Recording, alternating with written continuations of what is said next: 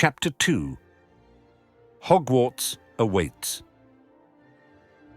Neville sat nervously on the Hogwarts Express, the rhythmic sound of the train wheels on the tracks providing a soothing background noise. He had found an empty compartment and settled in, looking forward to the journey to Hogwarts.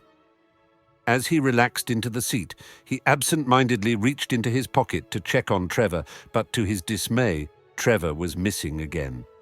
Panic surged through Neville as he frantically searched his compartment for any sign of Trevor. With a sinking feeling in his stomach, he realized that the toad must have hopped away while he wasn't paying attention. Determined to find Trevor, Neville decided to check the other compartments on the train. As Neville walked down the crowded corridor, he peered into each compartment, hoping to catch a glimpse of Trevor. However, every compartment was filled with students chatting excitedly, their belongings strewn about as they settled in for the journey. Neville hesitated, feeling small and insignificant among the other and more confident students.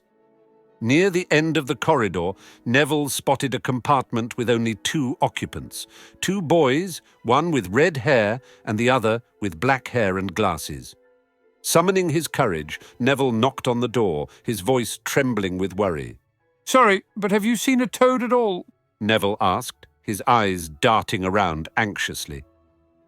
Both boys shook their heads. Neville felt so defeated. If he couldn't find Trevor, his grandmother would be so disappointed with him, and he hasn't even set foot in the castle yet. "I've lost him. He keeps getting away from me." The boy with black hair and glasses looked at Neville kindly and offered him some reassurance. "Oh, he'll turn up." Neville felt a wave of gratitude wash over him at the boy's comforting words. "Yes, well, if you see him." Neville trailed off, his cheeks flushed with embarrassment at his emotional outburst. Feeling defeated and alone, Neville's shoulders slumped. He knew that without help, finding Trevor would be nearly impossible. Just as he turned to head back to his compartment, his thoughts consumed by despair, he accidentally collided with a girl with bushy brown hair. "Ouch! "Are you okay?" the girl asked, concern evident in her voice as she helped Neville steady himself. Neville stammered, "I can't find my toad Trevor. I've looked everywhere, but he's gone." The girl's eyes softened with understanding. "What's your name?" she inquired gently. "Neville," he replied quietly. "Well, Neville, I'm Hermione Granger," the girl introduced herself with a warm smile. "Let me help you find your toad." Hermione took Neville by the hand and hurried down the Hogwarts Express corridor, her bushy hair bouncing with each step. She had a determined look on her face as she marched to the compartment where Neville had just left in search of his lost toad. Hermione rapped on the compartment door, breaking the conversation inside. "Has anyone seen a toad?" "Neville's lost one," she announced, her voice carrying authority and urgency. "We've already told him we haven't seen it," replied the red-headed boy inside the compartment. But Hermione's attention was elsewhere. She noticed the red-headed boy was holding his wand in a manner that suggested he was about to cast a spell. "Oh, are you doing magic? Let's see it then." With that, she sat down, leaving Neville standing in the doorway, his disappointment at the change of topic evident. Still, he couldn't deny his own curiosity about the impending spell. The red-headed boy, taken aback by Hermione's request, hesitated before clearing his throat and reciting a spell. "Sunshine, daisies, buttermellow, turn this stupid fat rat yellow." Waving his wand with a flick of his wrist, the boy eagerly awaited the magical transformation. However, to everyone's disappointment, nothing happened. The rat on his lap remained grey and fast asleep, unfazed by the attempted spell. "Are you sure that's a real spell?" "Well, it's not very good, is it? I've tried a few simple spells just for practice, and it's all worked for me. Nobody in my family's magic at all. It was ever such a surprise when I got my letter. But I was ever so pleased, of course. I mean, it's the very best school of witchcraft there is, I've heard. I've learnt all our set books off by heart, of course. I just hope it will be enough. I'm Hermione Granger, by the way. Who are you?" Her confident demeanour and mention of mastering spells made Neville doubt himself.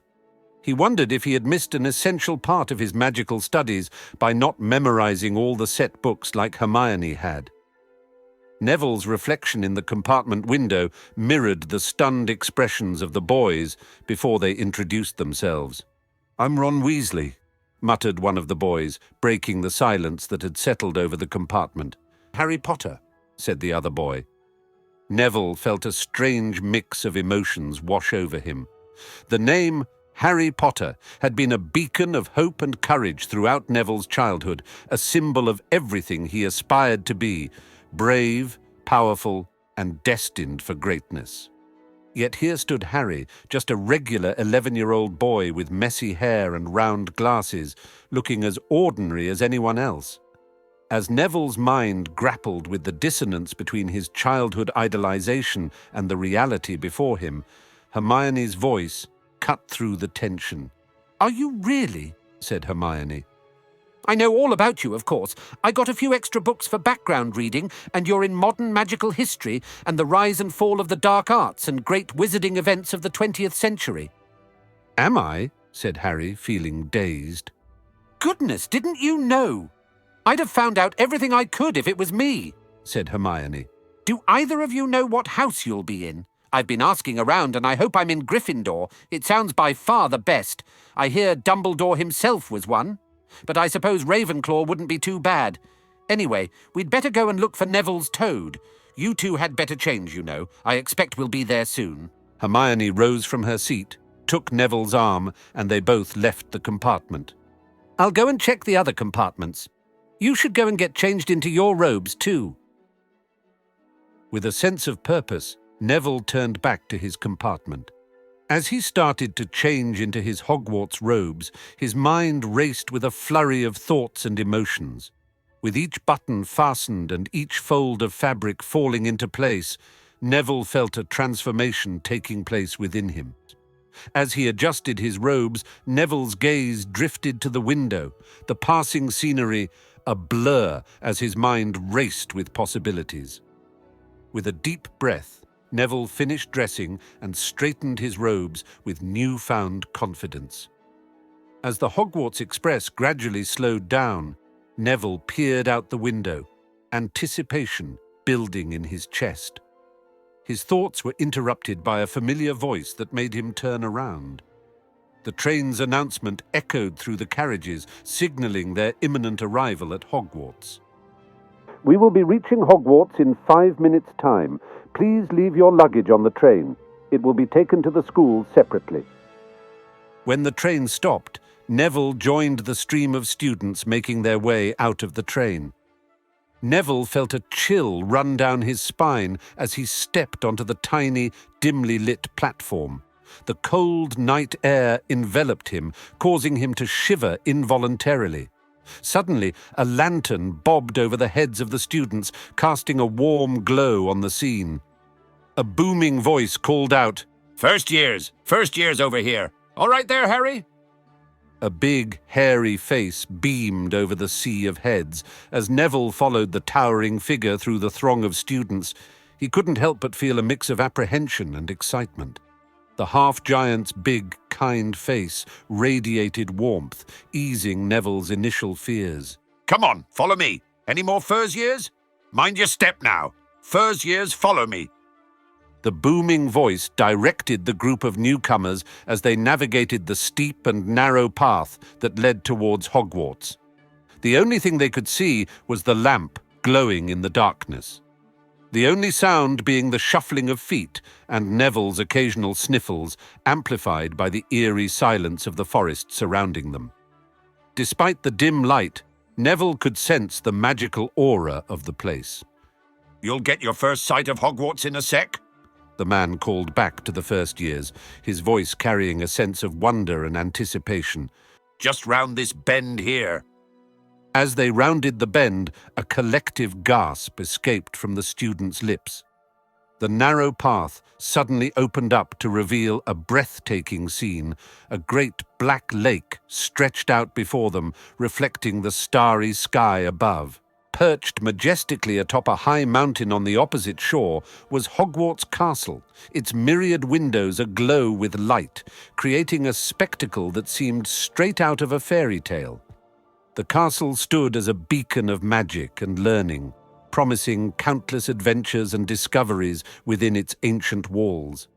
As Neville stood by the shore of the Great Black Lake, he watched as the man called out, "No more than 4 to a boat!"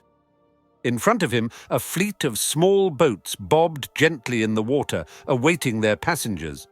Hermione appeared by Neville's side, her reassuring presence calming his nerves. "Let's do this," she said, taking his hand as they followed Harry and Ron into one of the boats. "Everyone in?" the man in the separate boat called out. "Right then, forward!" With a swift command, the fleet of little boats set off, gliding smoothly across the lake's glassy surface. The night air was crisp and quiet, the only sound being the gentle lapping of water against the boats. Above them, Hogwarts Castle loomed large. "Heads down!" The man's voice boomed as the boats approached a cliff face. Obeying his command, Neville and the others bent their heads as the boats passed through a curtain of ivy, revealing a wide opening in the cliff. The boats navigated through a dark tunnel. Finally, the boats reached an underground harbour, and Neville clambered out onto the rocky shore. "Trevor!" he cried out blissfully, spotting his beloved Toad among the chaos of students disembarking. "Oi, you there! Is this your Toad?" the man asked, pointing at Trevor. Neville nodded eagerly, relief washing over him as he embraced his loyal companion. Following the man's lead, they ascended a passageway in the rock, guided by the warm glow of his lamp. Ascending a flight of stone steps, Neville and his classmates gathered around the huge oak front door of Hogwarts.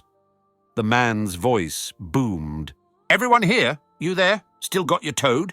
Neville patted Trevor gently, ensuring he was secure before preparing to enter the castle. With a deep breath, the man raised his massive fist and knocked 3 times on the ancient doors of Hogwarts. The sound echoed through the night. As the doors creaked open, Neville's heart pounded with excitement, ready to step inside and embark on the adventures that awaited him within the enchanted halls of Hogwarts.